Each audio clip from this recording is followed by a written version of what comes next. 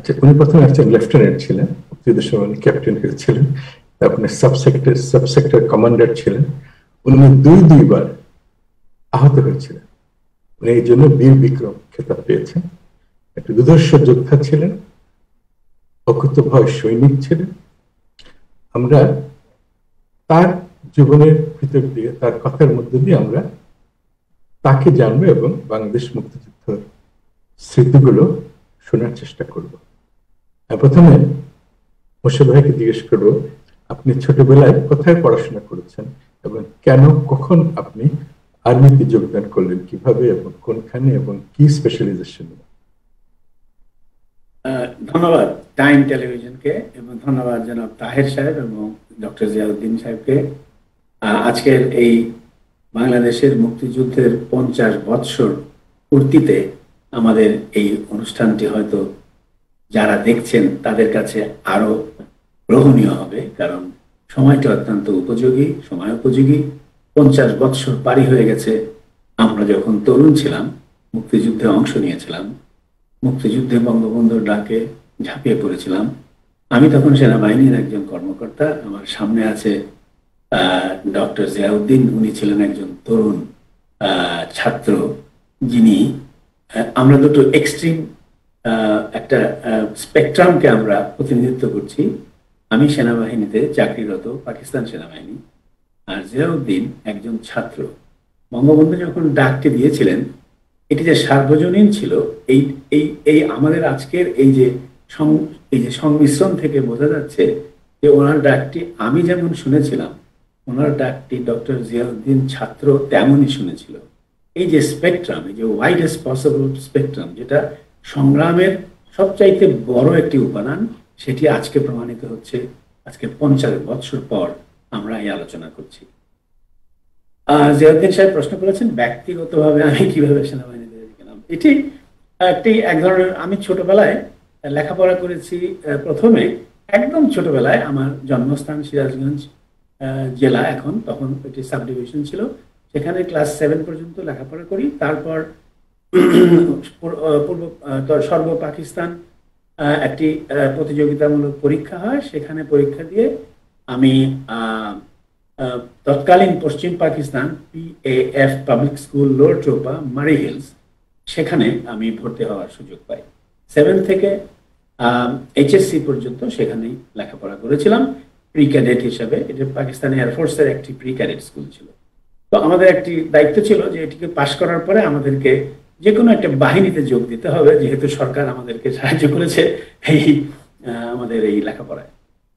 তখন আমি ভলান্টিয়ারি আমি সেনাবাহিনীতে যোগ দিই, সেনাবাহিনীতে যোগ দেওয়ার মনস্থ করি, এবং সেই কারণেই আজকে আমি সেনাবাহিনীতে, তখন আমি সেনাবাহিনীতে যোগ দিই। 1968 সালে পরীক্ষা পাশ করার পর 1968 সালে আমি সেনাবাহিনীতে যোগ দিই এবং 70 সালে কমিশন লাভ করি, এবং প্রথম ঢাকাস্থ 2য় ইস্ট বেঙ্গল রেজিমেন্ট, যেটি জয়দেবপুরে ছিল, সেখানে আমি যোগদান করি। এবং এটি ছিল ঢাকার যে 25শে মার্চের রাত্রে যে হত্যাকাণ্ডটি চালিয়েছিল 57 ব্রিগেড, তখন 57 পদাতিক ব্রিগেড ঢাকার, এই ব্রিগেডটিরই একটি অংশ বাঙালি অধ্যুষিত 2য় ইস্ট বেঙ্গল রেজিমেন্ট। এটি ছিল ঢাকার অদূরে জয়দেবপুর রাজবাড়িতে। আর দুটি 18 পাঞ্জাব এবং 32 পাঞ্জাব, এই দুটি রেজিমেন্ট ছিল ঢাকাতে, যারা এই হত্যাযজ্ঞটি চালায়। এবং এই হত্যাযজ্ঞের সঙ্গে আরো কিছু সৈন্যবাহিনী পশ্চিম পাকিস্তান থেকে তখন আনা হয়েছিল 25শে মার্চের রাত্রে 1971 সালে। আমি সেনাবাহিনীতে সেইভাবে আমি যোগ দিই 1968 সালে, এবং জয়দেবপুরে আমি আসি 1970 সালে। তখন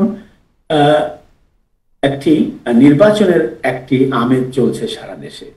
আমি 2য় বেঙ্গল রেজিমেন্টে থাকা অবস্থায় তখন আমাদের দায়িত্ব ছিল ময়মনসিংহ, তারপরে আপনার ময়মনসিংহ থেকে শুরু করে ঢাকা পর্যন্ত এই অন্যান্য যে সমস্ত ডিস্ট্রিক্ট ছিল, সেই বিশাল এলাকাটিতে নির্বাচনের নিরাপত্তার দায়িত্বে আমাদেরকে দায়িত্ব দেওয়া হয়েছিল। এটি আমাদের নর্মাল অপারেশন এলাকা, এবং অন্যান্য ইন্টারনাল সিভিল ডিউটিতেও আমাদেরকে দায়িত্ব দেওয়া হয়ে থাকে। ঢাকার নারায়ণগঞ্জ থেকে ময়মনসিংহ এবং এদিকে টাঙ্গাইল থেকে শুরু করে কিশোরগঞ্জ এবং অন্যান্য ডিস্ট্রিক্টগুলো।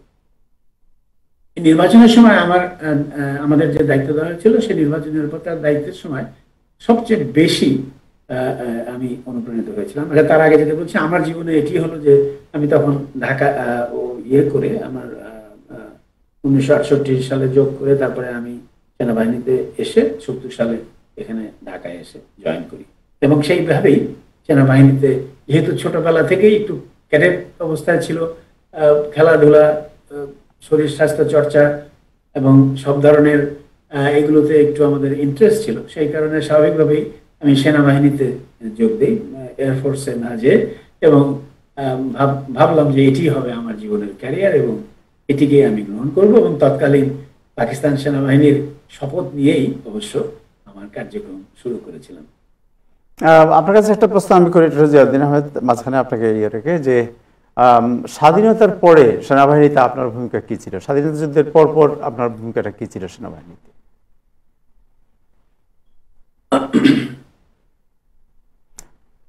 আপনি কি আমার কথা শুনতে পেরেছেন?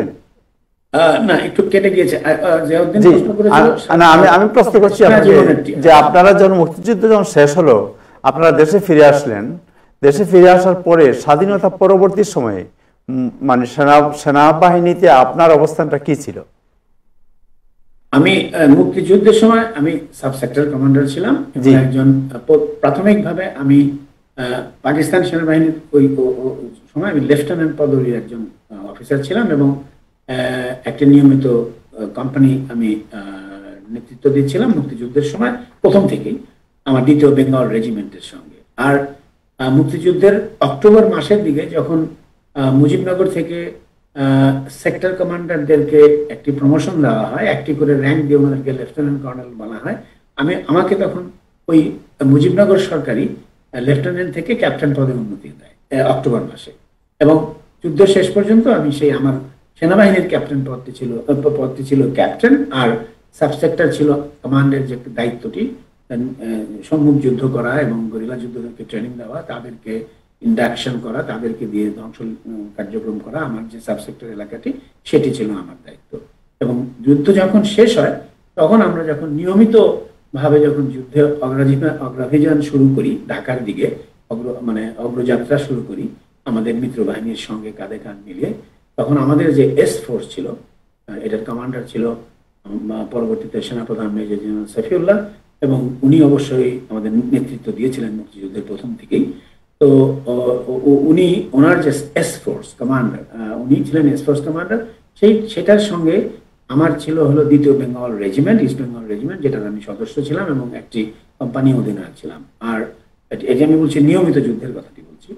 আর আরেকটি ছিল 11 বেঙ্গল রেজিমেন্ট, সেটি এইটির একটি অংশ ছিল, আর সেক্টর ট্রুপস ছিল, যাদের সঙ্গে নিয়ে একটি ব্রিগেড শক্তির একটি যুদ্ধ বাহিনী, ভারতীয় 3টি, আমাদের মিত্র বাহিনীর 3টি, আরো 2টি ব্রিগেড, 311 এবং 72, এই দুটি, অর্থাৎ এই 3টি যে শক্তি, এটি আমরা যুদ্ধের শেষ প্রান্তে যেটি বলছেন তৃতীয়, মানে রেগুলার নিয়মিত যুদ্ধ, ভূমি দখলের যুদ্ধ, ঢাকা দখলের যুদ্ধ, সেই যুদ্ধে অংশ নিয়েছিলাম একজন অগ্রগতি সৈনিক হিসেবে, 2য় ইস্ট বেঙ্গলের নিয়মিত বাহিনীর অংশ হিসেবে। আমি যেটা প্রশ্ন করব যে 25শে মার্চের আগে জয়দেবপুরে 2য় ইস্ট বেঙ্গল রেজিমেন্ট আপনারা কিভাবে বিদ্রোহ করেছিলেন, কেন করেছিলেন, এবং এখান থেকে কিভাবে যুদ্ধ শুরু করলেন? আমি ব্যক্তিগতভাবে যেটি আমার একটা অংশ আছে, সেটি হলো যে আমি অ্যাকচুয়ালি ফেব্রুয়ারি মাসে নির্বাচন শেষ হওয়ার পরে আমার নাম আসে পাকিস্তানে, তৎকালীন বেলুচিস্তানে, কোয়েটাতে একটি ট্রেনিং সংক্রান্ত কারণের জন্য আমার নামটি এসে যায়। তো ফেব্রুয়ারি মাসে আমি ঢাকা ছেড়ে কোয়েটা বেলুচিস্তানে চলে যাই। সেখানে যে 17ই মার্চ পর্যন্ত আমার প্রশিক্ষণটি শেষ হয়। আমার সঙ্গে আরেকজন বাঙালি অফিসার ছিলেন, লেফটেন্যান্ট বাইজিদ, এবং আপনি 32 পাঞ্জাব রেজিমেন্টের, আমি ছিলাম 2য় বেঙ্গল রেজিমেন্টের। আর এছাড়া বাকি 25 জন ছিলেন অবাঙালি পশ্চিম পাকিস্তানি অফিসার। আমরা ট্রেনিং করছিলাম। জয়দেবপুর থেকে আমি যখন যাই, তখন নির্বাচনের পরেই আমাদের মধ্যে এক ধরনের একটি অবিশ্বাসের একটি চির ধরে যায়।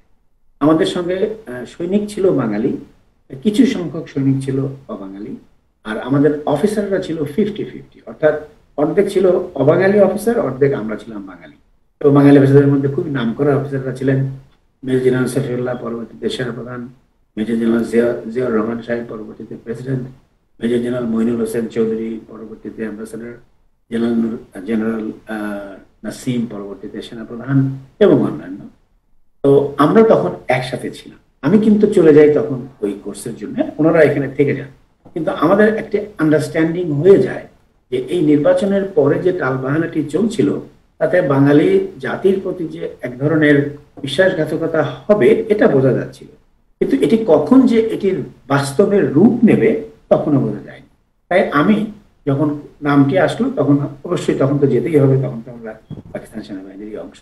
আমি চলে গেলাম ওখানে, যে কিন্তু একটা আন্ডারস্ট্যান্ডিং রয়েই গেল যে কোনো মুহূর্তে যে কোনো প্রয়োজনে আমরা একত্রে থাকবো এবং আমাদের কার্যক্রম বঙ্গবন্ধুর যে যে নির্দেশনাগুলো আসবে সেভাবেই হবে। কিন্তু আমি ছিলাম না ওই মুহূর্তে। আমি চলে গেলাম ফেব্রুয়ারি মাসে, মার্চের 17 পর্যন্ত আমার ট্রেনিং হলো।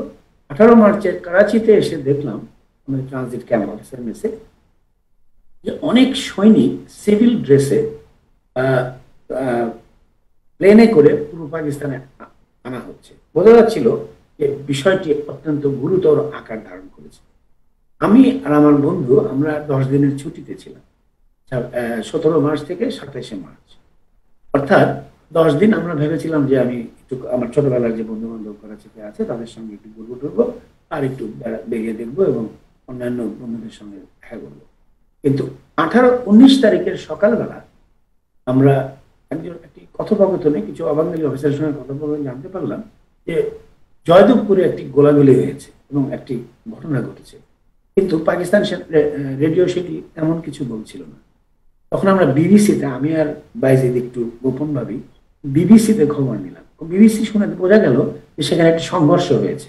ব্যাপারটি অত্যন্ত মানে ভয়াবহই বলা চলে। তখন আমি আর বাইজিদ সিদ্ধান্ত নিলাম যে না, আমার বাঙালি বাহিনী যদি এই বিদ্রোহ করে থাকে তাহলে আমার পক্ষে এখানে থাকা উচিত না, ছুটি কাটানোর কোনো উচিত হবে না। সঙ্গে সঙ্গে আমরা চেষ্টা করে 22শে মার্চ অনেক কষ্ট করে, আমার টিকিট ছিল 27শে মার্চ, 22শে মার্চ, 27শে মার্চে যদি আমি ছুটি কাটাতাম তাহলে হয়তো মুক্তিযুদ্ধে অংশ নিতে পারতাম না। কিন্তু আমার কপাল এবং আমার বাইজিদের ভালো যে আমরা 22শে মার্চে তৎকালীন যে ওই কমান্ডান্ট ওই ট্রানজিট ক্যাম্পের উনি বাঙালি ছিলেন, কর্নেল আজহার সাহেব, এখন বর্তমানে মৃত, ওনার কাছে যে অনেক অনুরোধ করে আমরা 22শে মার্চের শেষ এর ফ্লাইটটিতে আমরা অংশ নিয়ে আসতে পেরেছিলাম। এবং ওই ফ্লাইটটিতে ভুট্টো সাহেবও এসেছিলেন একই ফ্লাইটে। ভুট্টো সাহেব আমার সামনে 4-5টি আসন সামনে ওনারা বসেছিলেন আর আমরা পেছনে বসেছিলাম। বেশিরভাগই ছিল বাঙালি, কিছু যারা ছুটিতে বা ফিরে আসছে আর কিছু সৈনিক সিভিল ড্রেসে, যারা অস্ত্রহীন আসছে, কিন্তু তারা কিন্তু যুদ্ধ করার জন্য আসছে, যেটা নিয়ম না, কারণ তখন আমরা শ্রীলঙ্কা হয়ে আসতে হতো একটি ভারতীয় বিমান হাইজ্যাকের কারণে, প্রায় 4.5 ঘন্টা কাজ। তারপরে কি আপনি জয়দেবপুরে জয়েন করেছিলেন? হ্যাঁ, তারপরে যখন আমি নামলাম, নামার পরে 22শে মার্চ ভুট্টো সাহেব চলে গেলেন, আমরা নামলাম। 22শে মার্চের সন্ধ্যায় আমি আমার বাসা, যেহেতু আমরা যে এত আগে চলে আসবো, আমার বাহিনী মানে ঢাকা জয়দেবপুরে আমার যে উদ্বোধক কর্মকর্তারা জানতেন না, তা আমার তো আসার কথা 27 তারিখে, যেহেতু কোনো ব্যবস্থা ওনারা করেননি, তখন আমি ব্যক্তিগতভাবে আমি আমার বাসা মোহাম্মদপুরে, আমার মা থাকতেন, আমি সেখানে চলে যাই রাত্রে রাত কাটানোর জন্য। এবং পরের দিন সকালে উঠে আমি বের হই। আমার প্রথম চিন্তা ছিল যে আমার মামার বাড়ি আজিমপুর, সেখানে যাব, সেখান থেকে দুপুরের পরে ক্যান্টনমেন্টে যাব, যে সেখানে যে কথা বলবো জয়দেবপুরে যে আমাকে নিয়ে যাওয়ার ব্যবস্থা করার জন্য। ক্যান্টনমেন্ট 23শে মার্চ সকাল। আমি আমার বাসা তখন মোহাম্মদপুর যখন বের হলাম তখন কোনো গাড়ি ঘোড়া কেউ চালাচ্ছে না, সুতরাং একটা রিক্সা নিয়ে আসতে হলো। রিক্সা নিয়ে যখন আমি বঙ্গবন্ধুর বাসার সামনে আসলাম, ওই রাস্তা দিয়ে আসতে হচ্ছে আজিমপুরে, হাজার হাজার লোকের সমাবেশ এবং একটা উৎসব মুখর পরিবেশ। এবং সেখানে অনুষ্ঠানটি হচ্ছে বঙ্গবন্ধু তখন ওই পতাকাটি উঠাবেন, বাংলাদেশের পতাকা কি উনি উত্তোলন করবেন এবং জনগণ ওখানে ধ্বনি দিচ্ছে জয় বাংলা এবং এই বলে। হঠাৎ দেখলাম জেনারেল ওসমানী সাহেব, উনি তখন এমপি ছিলেন, উনি একটি বিশাল মিছিল নিয়ে উনি বঙ্গবন্ধুর বাড়ির দিকে যাচ্ছেন। আমি রিক্সায় বসে অনুভব করছিলাম যে আমরা নির্বাচনের সময় যে যে বঙ্গবন্ধু যেভাবে আমাদেরকে একত্রিত করেছিল বাঙালি জাতীয়তাবাদকে, এবং তার যে অনুভূতিটি সেটি ছিল অনেক দূরের থেকে দেখছিলাম। এখন দেখলাম অনেক কাছে থেকে যে এটি আমাদের একটি পর্যায়ে এসে গেছে যেখানে আমার মতো বাঙালিদের আর বোধ হয় পাকিস্তান সেনাবাহিনীর সঙ্গে থাকা সম্ভব নয়। তখন আমি একটু নিচ নেমে বঙ্গবন্ধুকে কাছে থেকে দেখার জন্য ভিড়ের মধ্যে চলে গেলাম। যে একটু কাছে থেকে দেখলাম যে উনি ফ্ল্যাগটি উঠালেন, 11টার মতো বাজে তখন, এবং উঠে দেখে আমি বুঝতে পারলাম যে আমাদের আর ফেরার কোনো পথ নেই, আমাদের কিছু একটা করতে হবে, কিন্তু অপেক্ষা করতে হবে বঙ্গবন্ধুর ফাইনাল নির্দেশের জন্য। ততদিনে কিন্তু 7ই মার্চে বঙ্গবন্ধু বলে দিয়েছেন তৈরি থাকতে, কিন্তু কখন স্ট্রাইকটা হবে সেটা কিন্তু বলেননি। এবং আমার সেনাবাহিনী জয়দেবপুর তখন তারা সেটির জন্য অপেক্ষা করছিল। আর 19শে মার্চেই তারা বিদ্রোহ করে ফেলেছিল।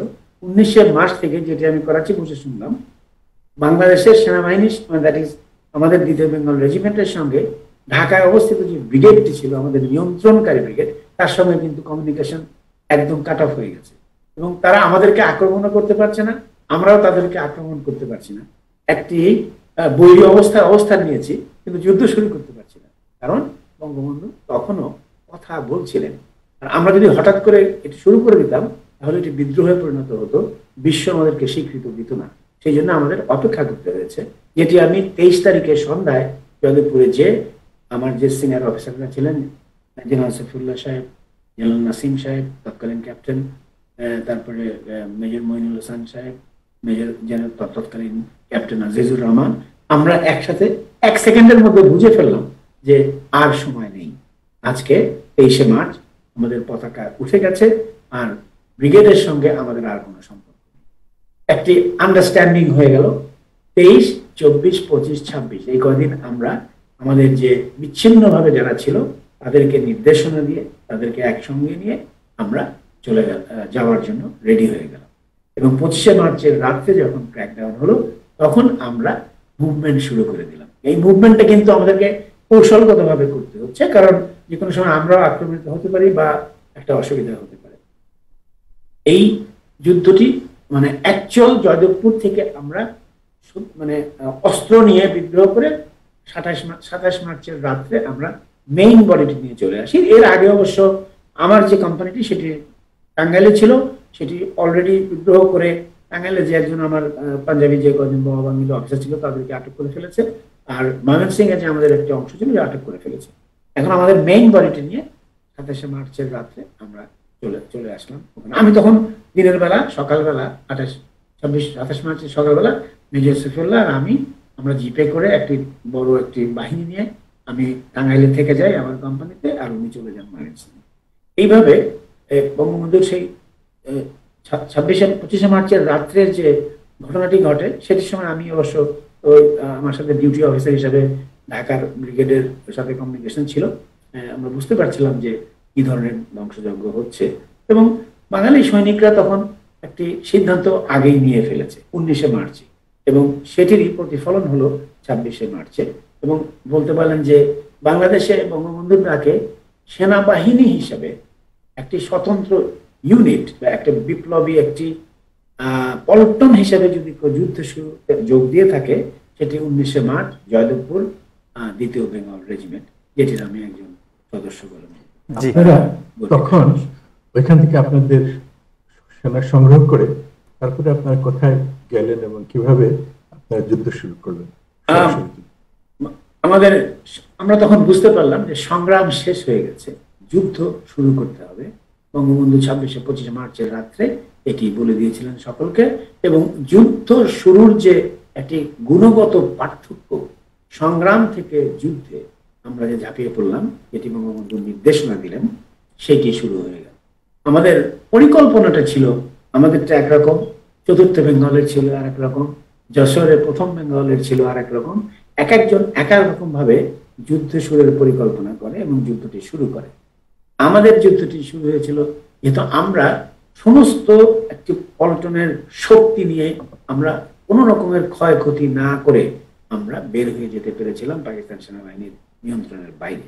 এবং প্রথম যে আমাদের কাজটি ছিল সেটি হলো সমাবেশ করা একসাথে, সেটি আমরা করেছিলাম ময়মনসিংহ শহরে। 28, 29, 30 তারিখে এবং মার্চে। এবং এখান থেকে আমরা পরিকল্পনা শুরু করি যে আমাদের পরবর্তী যুদ্ধ কি করতে হবে এবং কিভাবে করতে হবে। তখন কিন্তু বাংলাদেশ সরকার গঠন হয়নি, আমাদের কেন্দ্রীয়ভাবে কোনো নিয়ন্ত্রণ তখনও শুরু হয়নি, কিন্তু বঙ্গবন্ধুর একটি ডাক যে আমরা সকলে একত্রে আছি এটি বোঝা যাচ্ছে। 28শে মার্চে আমরা জিয়াউর রহমানের সাহেবের যে চিটাগাং থেকে চট্টগ্রাম থেকে যে ভাষণটি দেওয়া হয় যে উনিও আছেন, তাতে আমরা অত্যন্ত আনন্দিত হয়েছিলাম যে আমরা একা নই, উনিও আছেন আমাদের সঙ্গে। আমরা কিন্তু আগেই বিদ্রোহটি করে ফেলেছি বঙ্গবন্ধুর কথা মতোই। যাই হোক, তারপরে আসে হলো কৌশলগত ব্যাপার, যে যুদ্ধটি আমরা তো বিদ্রোহ তো করে ফেলেছি, এখন যুদ্ধটি কিভাবে হবে এটি একটি কৌশলগত বিষয় আছে। আমরা এটি জানতাম যে পাকিস্তান সেনাবাহিনীর যে অপারেশন সার্চ লাইটের যে অর্ডারটি, যে নির্দেশনাটি, সেটিতে ছিল যে ঢাকা শহরকে তারা 7 দিনের মধ্যে অবদমন করবে এবং বাকি বাংলাদেশকে তারা যত দ্রুত সম্ভব অবদমিত করে বিশ্বকে জানানো দেবে যে বাংলাদেশে আর কোনো প্রবলেম নেই এবং তারা অবদমিত বা তারা শান্ত হয়ে গেছে এবং সরকার তার যে সরকারের যে নিয়ন্ত্রণ সেটি প্রতিষ্ঠা হয়েছে। আমরা যারা মুক্তিযুদ্ধে যোগ দিলাম, আমাদের কাজটি ছিল ঠিক এর অপোজিট অংশটি। সেটি হলো আমাদের প্রমাণ করতে হবে বিশ্বকে যে তারা ঢাকা শহরকে কিছুদিনের জন্য অবদমিত করলেও ঢাকার বাইরে সারা বাংলাদেশে তাদের নিয়ন্ত্রণ নেই, তাদেরকে আমাদের প্রতিহত করতে হবে। সেই প্রতিহতের অংশ হিসাবে আমাদের এই নিয়মিত বাহিনীটি আমরা একটি সিদ্ধান্ত নিলাম, তৎকালীন মেজর সাইফুল্লাহ সাহেব এবং আমরা সকলে মিলে, যে আমরা একটি মুক্তিযুদ্ধ করব, যে যুদ্ধে আমরা একটা প্রোটেক্টেড ওয়ার বা প্রলম্বিত যুদ্ধে আমরা মানে একটা এই কৌশলটি আমরা অবলম্বন করব। সেটির প্রথম অংশ হিসেবে আমরা চলে গেলাম ভৈরব এবং আশুগঞ্জ এলাকায়। সেখানে আমরা একটি প্রতিরক্ষা গড়ে তুললাম, আর সেখান থেকে সিলেট প্রায় 250 মাইল কিলোমিটার দূরে সিলেটের সুরমা নদীর উপরে আরেকটি প্রতিরক্ষা অবস্থান আমরা গঠন করলাম। চার্লি কোম্পানি মেজর, পরবর্তীতে major general Azizur Rahman, captain Aziz সাহেব, উনি ওখানে আঘাতপ্রাপ্ত হয়েছিলেন সম্মুখ যুদ্ধে, উনি পরে বীরোত্তম প্রাপ্ত হন। আর আমি আশুগঞ্জে, আমি এবং ক্যাপ্টেন নাসিম তৎকালীন পরবর্তীতে সেনাপ্রধান, আমরা দুজন ভৈরব আশুগঞ্জে এই প্রতিরক্ষাটি অবস্থান নেই। আমরা দুজনেই আঘাতপ্রাপ্ত হয়েছিলাম এবং পরবর্তীতে উনি সেনাপ্রধান হয়েছিলেন। এই যুদ্ধটি শুরু হলো। আমাদের কাজ ছিল কি প্রমাণ করা যে তারা যত কথাই বলুক না কেন তাদের সেই আশাটি আমরা পূর্ণ করতে দেব না। অর্থাৎ এই যে বিশাল এই ভূখণ্ডটি, যেটি ভৈরব নদী থেকে আপনার সুরমা নদী পর্যন্ত সিলেটের, এই ভূখণ্ডটিকে আমরা দখলে রাখবো, বাংলাদেশের পতাকা উড়িয়ে রাখবো, বাংলাদেশের জনগণ যারা আছে তাদেরকে সাহস যোগাবো যে আমরাও আছি তোমাদের পাশে, আমরা আছি বাংলাদেশের ভূখণ্ডকে ধরে রাখতে। পাকিস্তান সেনাবাহিনীর অগ্রাভিযানকে এবং তাদের যে লিঙ্ক আপ, তাদের যে সমন্বয়, যেটি সিলেটের সঙ্গে ঢাকা করতে হবে, শহর দখল করতে হলে সেটিকে আমরা বাধাগ্রস্ত করব। এটি হলো কৌশল যেটি আমরা অবলম্বন করব। আশুগঞ্জে আপনি তো উন্ডিট হয়েছিল, আশুগঞ্জের মধ্যে আপনি ওটা কি হয়েছিল? এই ছিল কৌশল। এই কৌশলে আমরা কিন্তু সাকসেসফুল বা সফল হয়েছিল 3 মাস। জুন 23শে জুন 1971 সাল পর্যন্ত আমরা এই ভূখণ্ডটিকে দখলে রেখেছিলাম এবং দখলে রেখে ধীরে ধীরে আমরা কিছু হতে আস্তে আস্তে ধীরে ধীরে আমরা তাদেরকে রক্তক্ষয় করছিলাম, তাদের জীবনকে দুর্বিষহ করছিলাম। তাদের যে উদ্দেশ্যটি, যে তারা দখল নেবে সব শহর, সেটি থেকে তাদেরকে বিরত রাখতে সক্ষম হয়েছিলাম। 23শে জুন পর্যন্ত আমরা মুক্তিযুদ্ধকে 3 ভাগে ভাগ করতে পারি। একটি হলো প্রাথমিক যে আঘাত, প্রাথমিক যে প্রতিরোধ, সেটি হলো 23শে জুন। তারপর থেকে অগস্ট সেপ্টেম্বর পর্যন্ত গেরিলা যুদ্ধের উত্থান, গেরিলাদের ট্রেনিং, জনগণকে সম্পৃক্ত করা এবং তাদেরকে ভেতরে পাঠিয়ে দিয়ে এই পাকিস্তান সেনাবাহিনীর বিরুদ্ধে কার্যক্রম করা। তৃতীয় ধাপটি হলো নিয়মিত বাহিনী হিসাবে মিত্র বাহিনীর সঙ্গে কাঁধে কাঁধ মিলিয়ে 3রা ডিসেম্বর থেকে 16ই ডিসেম্বর পর্যন্ত ভূখণ্ডটিকে দখল করা। এই 3 ভাগের এই 2টি ভাগের প্রথম ভাগটি আমি বললাম যে এটি ছিল আমাদের ব্যক্তিগত, দ্বিতীয় বেঙ্গল রেজিমেন্টের তৎকালীন সেনাবাহিনী, পুলিশ বাহিনী, বিমান বাহিনী, অন্যান্য বাহিনীদের সংমিশ্রণে এবং আমার এখন যে বসে আছে সাদেক সাহেবের মতো অনুপ্রাণিত তরুণ বুদ্ধিমান ছাত্র যারা এবং যে জনগোষ্ঠীটি তাদেরকে সঙ্গে নিয়ে প্রাথমিকভাবে এই যে প্রতিরোধ যে 3টি মাস এটিকে গড়ে তোলা। সেই গড়ে তোলার অংশ হিসাবে আমাদের ডক্টর সাদেক আমার সঙ্গে একজন ছাত্র হিসেবে আমার 2-3টি অপারেশনস বলি যেটা আমরা, অর্থাৎ রেইড, অ্যাম্বুশ, সেনাবাহিনীকে ধ্বংস করার যে কলাকৌশলগুলোর মাধ্যমে আমরা যে কাজগুলো করেছিলাম সেও আমার সঙ্গে ছিল, তার সঙ্গে ছিল আরো কয়েকজন তারই মতো আরো তরুণ ছাত্র। এই 23শে জুন পর্যন্ত ছিল এই যুদ্ধটি, প্রতিরোধ যুদ্ধ। আমরা অন্য কোনো বাহিনীর বা মিত্র বাহিনীর সাহায্য ছাড়া নিজেদের অস্ত্রে, নিজেদের ভারী অস্ত্রের দ্বারা গোলা বারুদের সাহায্য নিয়ে কিছুটা আমরা এটি চালিয়ে গিয়েছিলাম। তারপরে আপনারা সকলে জানেন যে আমাদের শুরু হয় গেরিলা যুদ্ধের উত্থান এবং জনগণ সম্পৃক্ত হয়, বাংলাদেশের সরকার গঠিত হয় এবং সরকারের দ্বারা সেক্টর গঠিত হয়, 11টি সেক্টর গঠিত হয় এবং মুক্তিযুদ্ধ বেগবান হয়। আমাদের কূটনৈতিক, রাজনৈতিক এবং বন্ধুত্বের হাত ভারত বাড়িয়ে দেয় এবং আমরা যুদ্ধকে এগিয়ে নিয়ে চলি। এই 9টি মাসে এই প্রথম অংশের একটি অংশ, এই প্রথম অংশের যুদ্ধের অংশ হিসাবে জিয়া সাহেব যেটি বললেন যে আশুগঞ্জের যুদ্ধ, এটি ছিল একটা বিশাল ধরনের নিয়মিত বাহিনীর যুদ্ধ, যেগুলো হয়তো ভূমি দখলের যুদ্ধ হিসেবে পাকিস্তানের কাছে পরিচিত, আর আমাদের কাছে এগুলো ভূমি রক্ষার যুদ্ধ হিসেবে পরিচিত। আমাদের কাজ ছিল তাদেরকে প্রতিহত করা, তাদের রক্তবাহিত করা, যাতে তারা মনে করতে পারে যে এই দেশে তাদের আর কোনো স্থান নেই। আমাদের অনেক জীবন দিতে হয়েছে। প্রথম যুদ্ধে আমার টেকনিক্যালি বলতে গেলে আমাদের একটি কোম্পানি মাত্র, মানে 150 লোকের একটি প্রতিরক্ষা ছিল। আমাদের দায়িত্ব ছিল যে ঢাকা থেকে যে একটি ব্রিগেড, মানে 3টি ব্যাটালিয়ন, মানে 6 গুণ বেশি শক্তি, 6টি প্লেন, যুদ্ধ প্লেন, 2টি ল্যান্ডিং ক্রাফট যেটি নারায়ণগঞ্জ থেকে নিয়ে এসেছিল, আর গোলন্দাজ বাহিনী এবং কমান্ডো বাহিনী দিয়ে আমাদেরকে আক্রমণ করেছিল। সেই আক্রমণটি আমরা 2 দিন প্রতিহত করেছিলাম, 2 দিন করতে পেরেছিলাম। সকাল 6টায় শুরু করেছিল, আগের দিন রাত্রে শুরু করেছিল, সারা রাত, তারপরে সারাদিন, তারপরে সারা রাত, তারপরে সারাদিন। এই 48টি ঘন্টা আমরা তাদেরকে প্রতিহত করতে পেরেছিলাম।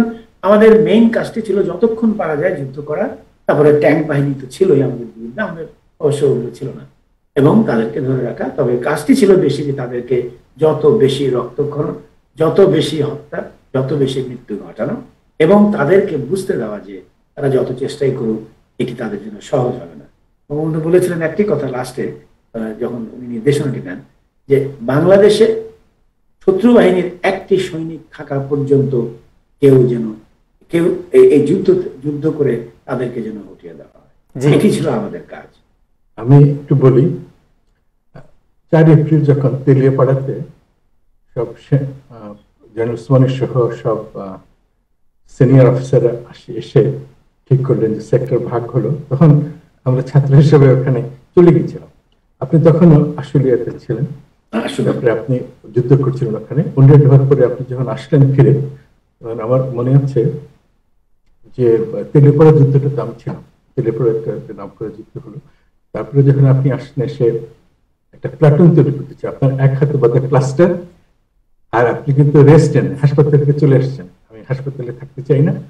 তখন আপনার বেঙ্গল রেজিমেন্টের আর্মির সাথে আমরা 2 জন স্টুডেন্ট যোগদান করেছিলাম। এবং আমি সবার উদ্দেশ্যে বলতে চাই যে জেনারেল মুর্শেদ তখন লেফটেন্যান্ট ছিলেন, কিন্তু যেখানে যেথায় আর্মি এত কাছে গিয়ে তাদেরকে অ্যাটাক করার যে সাহস, সেটা কিন্তু আমাদের একটা গর্বের ব্যাপার। রেকি করার সময় উনি আমাকেও সঙ্গে নিয়ে যেতেন, কারণ অনেক সময় অন্য সোলজাররা বেশি বিপদ দেখলে উনি ওদেরকে ইতস্তত দেখলে উনি নিতেন না। তো আমার এটা মনে আছে যে আপনি 2 বার উইন্ডেড হয়েছিলেন, এবং আপনি বীর বিক্রমও পেয়েছেন। এবং মুক্তিযুদ্ধের সময় অনেকেই জানবে না যে সৈনিকরা, রাজনৈতিক আন্দোলন তো নিশ্চয়ই, কিন্তু সৈনিকরা প্রাথমিকভাবে যেভাবে বিদ্রোহ করেছিল, যেভাবে ওদেরকে উৎপাত করতো, গুলি করতো, আমরা রেইড অ্যাম্বুশ করতাম। একটা জিনিস আমি বলতে চাই আজকে, আমি ভারতীয় জেনারেলরা স্বীকার করেছেন যে যদি বাংলাদেশ মুক্তিযোদ্ধারা এইভাবে 9টা মাস ভিতরে না ঢুকতে পারতো, আমরা 13 দিনে যেতে পারতাম না। মানেকশাকে যখন ইন্দিরা গান্ধী বললেন যে আপনি মে মাস জুনে আপনি অ্যাটাক করেন, উনি বললেন আমি অ্যাটাক করলে আমরা এখন হেরে যাব। তারপরে সেই মানেকশা যখন অ্যাটাক করলেন, কারণ এই মুক্তিযোদ্ধারা তখন আরো বেশি মুক্তিযোদ্ধা হয়েছেন, গেরিলা হয়েছেন। তো এই মুক্তিযুদ্ধে ভারত যেরকম আমাদের সাহায্য করেছে, আমরা কৃতজ্ঞ, কিন্তু মুক্তিযোদ্ধাদের যে আক্রমণে যে দেশটাকে আমরা স্বাধীন করতে পেরেছি, তাতে ভারত যে তার চিরশত্রু পাকিস্তানকে হারিয়ে তারা যে আজকে এত বড় একটা শক্তিতে পরিণত হয়েছে, এটা কিন্তু বাংলাদেশের মুক্তিযুদ্ধের অবদান ভারতের জন্য। ভারতও আমাদের সাথে কৃতজ্ঞ থাকার কথা। তো আমি যেটা বলতে চাচ্ছি যে আমরা অনেক মুক্তিযুদ্ধে অনেক ভয়াবহ অবস্থা ছিল। আমরা একবার মনে আছে যে আপনি বললেন যে আমরা গ্রাম থেকে অ্যাটাক করবো না, গ্রাম থেকে অ্যাটাক করলে অ্যাম্বুশ করলে গ্রাম পুড়িয়ে দেয়। তো আমরা একটা পোড়া গ্রাম থেকে আমরা একটা মাইন বসিয়ে অ্যাম্বুশ করতে চাইলাম। লাকিলি ব্যাড লাক, ওই দিন 2টা ট্রাকের বদলে 14টা ট্রাক চলে আসছিল। কিন্তু এই যে গ্রামের মানুষকে বাঁচাবার জন্য মুক্তিযোদ্ধারা, আপনারা সবাই মিলে, আমরা সবাই মিলে যে আমরা কিভাবে চেষ্টা করেছিলাম, এটা এখন মনে হয় স্বপ্নের মতো। এবং আমি যেটা মনে করি যে সামরিক বাহিনী ও মুক্তিযোদ্ধাদের গল্পগুলো কিন্তু আপনারা লিখে যান। আপনি এখনো বই লিখেন নাই, অনেকে বই লেখে নাই। এবং বাংলাদেশের ইতিহাসে অনেকে মনে করে ভারত আমাদেরকে দেশ স্বাধীন করে দিয়েছে। আমাদের ইতিহাস যদি আমরা না লিখি, তাহলে কিন্তু মানুষ এটা বলতেই পারে। ইতিহাস লেখা হচ্ছে এখন টাইমস টেলিভিশনের সামনে বসে, সেটা একটু ফাঁকিবাজি। কিন্তু আমি বলছি যে আমাদের প্রজন্মের জন্য আপনাদের ইতিহাস এগুলো খুব ইম্পর্টেন্ট। যে মানে কিভাবে অনেকে শহীদ হয়েছেন, কিন্তু যারা আপনি 2বার উন্ডেড হয়েছেন, এর স্বাধীনতার পরেও মিরপুরের যুদ্ধে আপনি উন্ডেড হয়েছিলেন। তো আমি আপনাকে বলতে চাই, আপনি যে ব্যাচ যেটা পড়েছেন, এই ব্যাচটা কিসের? কোন ব্যাচটা? এই ব্যাচটা? হ্যাঁ, এটা আমি প্যারাট্রুপার। এই ব্যাচটি আমি পেয়েছি 1990 সালে ফোর্ট ব্র্যাগ, আমেরিকাতে। আমার তখন আমি আমেরিকাতে সামরিক উপদেষ্টা হিসেবে আমার এমবাসিতে কাজ করতাম পেন্টাগনের সঙ্গে। তখন আমাদেরকে নিয়ে যাওয়া হয়েছিল ফোর্ট ব্র্যাগে, এবং আমরা প্রায় 28 জন ডিফেন্স সামরিক উপদেষ্টা ছিলাম। তার মধ্যে ভলান্টিয়ার চেয়েছিল, আমরা 14 জন ভলান্টিয়ার করেছিলাম। এটি ছিল আমার 23 বছর পর শিলুক হেলিকপ্টার থেকে প্যারাট্রুপ জাম্প করা এক্সপিরিয়েন্স। আর প্রথম করেছিলাম 1968 সালে পাকিস্তানের পেশাওয়ার বেসে, যেটি আমার প্রাথমিক প্যারা ট্রেনিং ছিল। তখন আমি ক্যাডেট ছিলাম পশ্চিম পাকিস্তানে ট্রেনিংরত অবস্থায়। 22 বছর পর এই প্যারাট্রুপে জাম্পটি করি আমি ফোর্ট ব্র্যাগে। আপনাকে আমাদের স্যালুট, বিকজ আপনি একজন কমান্ডার, একজন প্যারাট্রুপার। এই যে স্পিরিট ছিল প্রথম থেকে, যার জন্য আপনাকে আমি যখন যুদ্ধের সময় দেখেছি, তখনই আমি বুঝতে পেরেছি যে আমাদের যারা আর্মির সোলজার, আমাদের যে যারা লিডার, তাদের কতটুকু সাহস এবং কতটুকু দেশপ্রেম। এবং আমি মনে আছে কেউ মৃত্যুর কথা চিন্তা করে নাই, গুলি যাচ্ছে ধারে কাছ দিয়ে, কেউ মনে করে নাই যে আমরা মরে গেলে ভয় আছে। এই যে একটা 50 বছর পরে সামরিক বাহিনীর কথা কেউ এখন বলে না, রাজনীতির কথাই শুধু বলে। কিন্তু রাজনীতিতে যেরকম কন্ট্রিবিউশন আছে, সেখানে মুক্তিযোদ্ধাদেরও অনেক কন্ট্রিবিউশন আছে। এই কন্ট্রিবিউশন গুলো যারা ওই সময় দেখে নাই, তাদের কল্পনা করার মতো সিচুয়েশন নাই। তো আমরা আজকে আপনাকে পেয়ে ছোটখাটো আলাপ করলাম, একটু বোঝাবার জন্য যে সেনাবাহিনীর যারা ছিলেন, যারা যুদ্ধ করেছেন, পরে গেরিলাদের ট্রেনিং দিয়েছেন, এটা কিন্তু একটা বিশাল ব্যাপার ছিল। কয়েক লক্ষ মুক্তিযুদ্ধ হয়েছিল, এবং বাংলাদেশ অটোমেটিক্যালি হয় না। ব্রিটিশরা ভারতকে এবং পাকিস্তানকে যেরকম স্বাধীনতা দিয়েছিল, আমরা কিন্তু ওইভাবে পাই নাই। আমরা পেয়েছি, আর্ন করেছি। 30 লক্ষ মানুষ শহীদ হয়েছেন, প্রত্যেকটা বাড়িঘর মানুষ ভেঙেছেন, ধ্বংস হয়েছে। আমাদের 1 কোটি রিফিউজি বাংলাদেশ থেকে গিয়েছেন। এই যে একটা অবর্ণনীয় দুঃখ এবং সংগ্রামের মধ্যে দিয়ে আমরা দেশ পেয়েছি, আমরা যদি এটা না বুঝি, না জানি, তাহলে কিন্তু আমরা স্বাধীনতার সম্মান দিতে জানবো। তো সেজন্য এই জন্যই তো আমরা টাইম টেলিভিশনকে ধন্যবাদ দিয়ে শুরু করেছি।